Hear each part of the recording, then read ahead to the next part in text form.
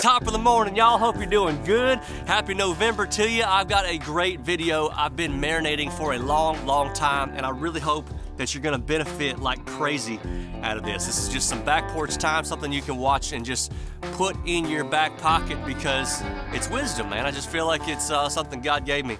We're so blessed to have conservative sponsors on here. We crashed these guys' website just about last time, readypantry.com. You know, I used to collect baseball cards. I used to collect things I thought would benefit me in the future. And now I'm stocking up on food like crazy because, like y'all, I can never have my wife or my kids look at me and say, Daddy, we're in the middle of war. What did you do to prepare food for us? You know, I mean, you went out and did all these other things.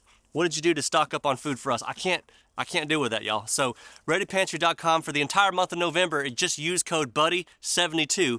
They will throw in for free a 72-hour emergency food kit, which is awesome. readypantry.com. Stock up on this stuff, y'all.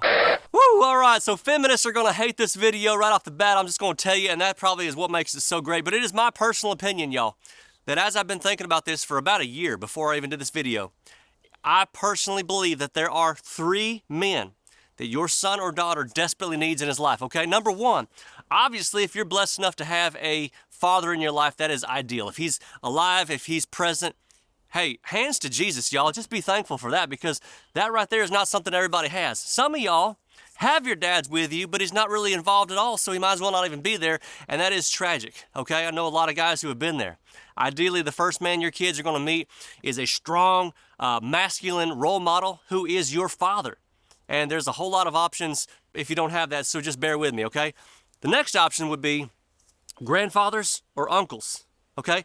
A man that can kind of get away with not being part of the day-to-day, but they're there for the holidays, the birthdays, the weddings, you know, the phone calls. If you ever got to just shoot the breeze and you just want to talk to somebody who's not as close, to you as dad, those uncles and grandpas, they're awesome, man. You know, the only uncle I've ever had that was involved in my life and gave a crap at all is my Uncle Johnny up in Memphis. And every time I go to Nashville, Memphis is the halfway point to go record, you know, music and all that kind of stuff. And I meet my Uncle Johnny. We just have lunch, man. He actually cares. He's asking me what time I'm going to be up there, and he makes sure that we actually spend that time. And he's always just been a fantastic example to me. Other examples, I'd say a teacher, a coach, a youth group leader, a scoutmaster, a neighbor. Any man that you look up to could even be your boss. All right, so now that I've pointed out the who for who these men actually are, I want to point out how difficult it is to hardwire this stuff into our kids' brains. It is a full-time job, y'all. And even if we bust our butts, you know, for all 18 years that they're actually in our house, we still watch them graduate high school wondering if we did a good enough job. Amen? I believe that we can hardwire the good into them enough to be a successful kid if we have 3 men who are going to help us out. So your dad, if he's around and he's present, he's there to put boundaries and expectations in your life. But what happens around about 14 years old, kind of like mine are right now, is they start to try to navigate life on their own. And they're pushing a little bit back on dad's ways. That's just natural. A lot of people call it rebelling. I personally think it's awesome because it encourages independent thinking. Right? I mean, even if they fail, they learn something besides the fact that they were wrong. They probably learned that, hey, dad might know what he's talking about. Now, my best friend in the world, y'all have seen him on a couple videos, is Bear. And my boys call him Uncle Bear. They've got huge respect for him. It's not just because he's got Viking heritage. It's not just because he's about 6'4", 335 pounds. He's a big old boy, but he commands respect. When Uncle Bear reaffirms something in their lives, it's almost like a double dose of truth. You know what I'm saying? And they realize that there's another man in their lives that are trying to show them the same path to success. They've also got their Uncle Dan up in Atlanta, their Uncle Phil down in Fort Myers, their Uncle Brian up in Kentucky. All men who they respect, and I guarantee you, if they said, sit down, I've got to tell you something, they will listen because these men have been there. They've invested the time. And that's about 5 men right there, so that's pretty blessed. Now, a little addendum I gotta go ahead and make, y'all, is a little emphasis on the word man, okay? Maybe you got an uncle in your life, but he's ordering pumpkin spice lattes this time of year. That ain't what I'm talking about. He's going to be of no help whatsoever.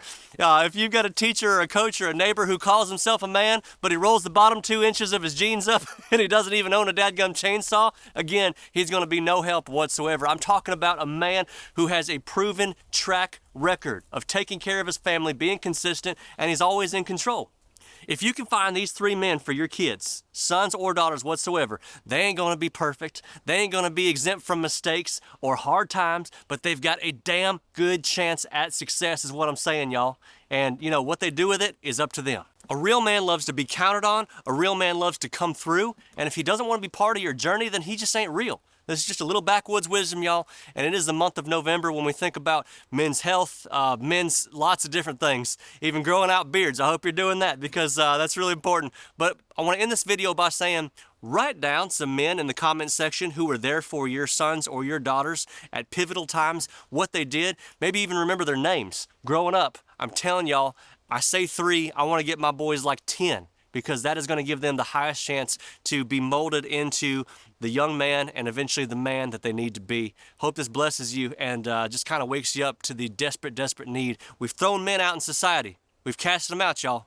But there's those real ones that are still standing in the lines. Write their names down there. And hey, get you some ReadyPantry.com. Use code BUDDY72 for this survival stuff. Stock up on that so you never have to worry. God bless y'all. Be good.